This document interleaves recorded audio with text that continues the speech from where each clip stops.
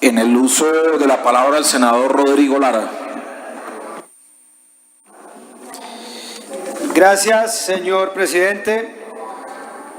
Quiero invitar a la mesa directiva del Senado de la República a que persista en ese esfuerzo de diálogo y de interlocución con el pueblo colombiano.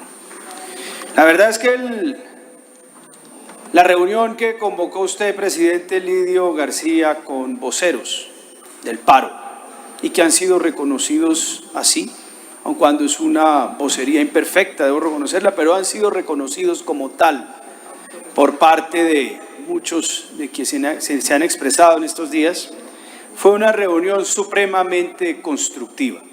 Y era lo que esperaba el país del Congreso de la República. Un espacio de diálogo, un espacio de interlocución, un espacio en donde se pudiera expresar un malestar acumulado en la sociedad colombiana.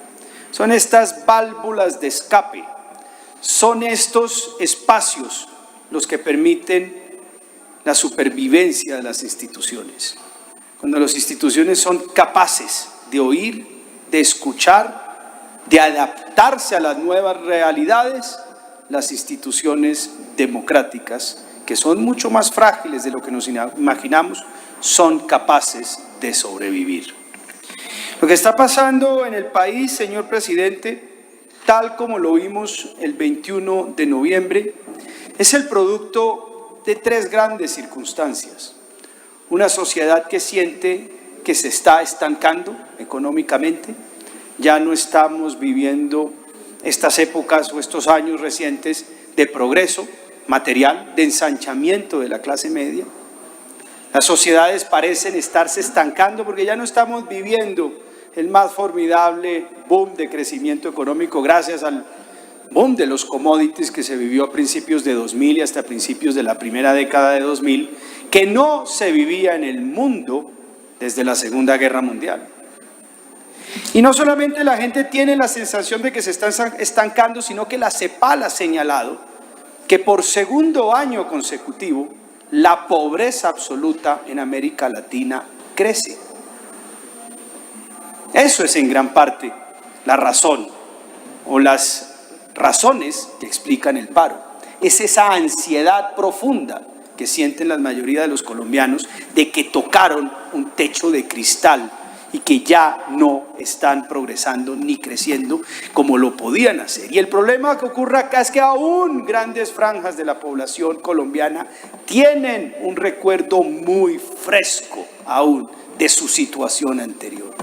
La ansiedad y la angustia de volver al estado anterior es lo que está pidiendo la gente en la calle con su manifestación, que quienes ostentamos estas responsabilidades públicas escuchemos y entendamos.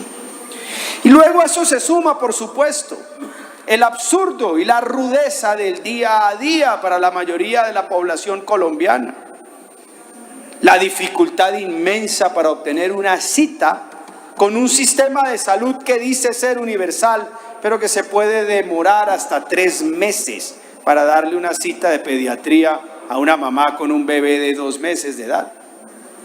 Y lo que era una enfermedad benigna, 3 meses después se convierte en una enfermedad grave. Los que marcharon, muchos lo hicieron para protestar porque sus padres están esperando un tratamiento de quimioterapia desde hace 1 año y ven cómo se están muriendo sus padres, su madre, su hermano en una clínica sin que le autoricen ese tratamiento de quimioterapia. Otros que marcharon son los hijos de ancianos que ven todas las mañanas o todas las semanas a las 5 de la mañana haciendo fila en un punto de una droguería para recibir sus medicamentos. O los hijos también de personas que tienen derecho a una pensión y que llevan 3, 4, 5 años esperando a que el Fondo de Pensiones del Estado la autorice, se la decrete. Marcharon estudiantes, señor presidente, honorables senadores, que salieron de la universidad endeudados con el ICETEX y no consiguen empleo y no obstante ese crédito no se congela.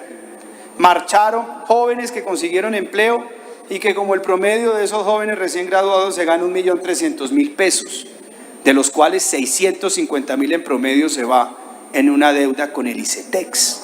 Y cuando se cuelgan y cuando entran en mora, responde la casa de sus papás. O marcharon los estudiantes de la universidad pública, que ven cómo se les están cayendo las instalaciones en la cabeza, cómo se están derrumbando muchas de ellas. O simplemente los que no consiguen cupo en las universidades. Marcharon los que tienen que tomar un transporte público durante 3 horas para llegar a su punto de trabajo. Y han visto, no obstante, cómo el precio del transporte público, por ejemplo, en Bogotá ha aumentado.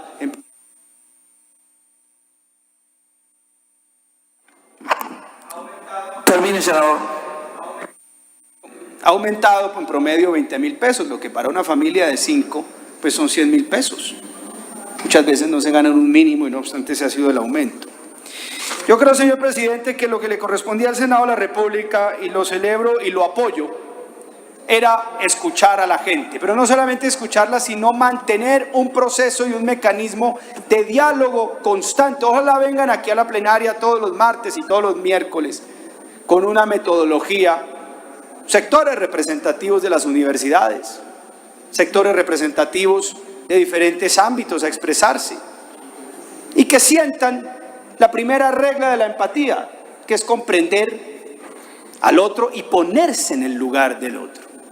Solo las instituciones, solo los estados y las sociedades que son capaces de entender esto son las que logran mantenerse y proyectarse en el tiempo. Las sociedades o las instituciones que soberbiamente se aferran al estado de cosas generalmente llegan a un punto de inflexión, y es cuando se producen las revoluciones en las sociedades. Unas instituciones como las nuestras deben ser estables, pero al mismo tiempo tienen que estar abiertas a dialogar, a escuchar y a interpretar al pueblo colombiano. A mí no me da miedo que las sociedades protesten ni que marchen. Los pueblos son cuerpos vivos, los pueblos son energía. Simplemente hay que saber entender esa situación y canalizar esa energía. Nosotros duramos durante 15 años con propósitos distintos. A principios de 2000, esta sociedad se había unido alrededor de un propósito, que era una guerra.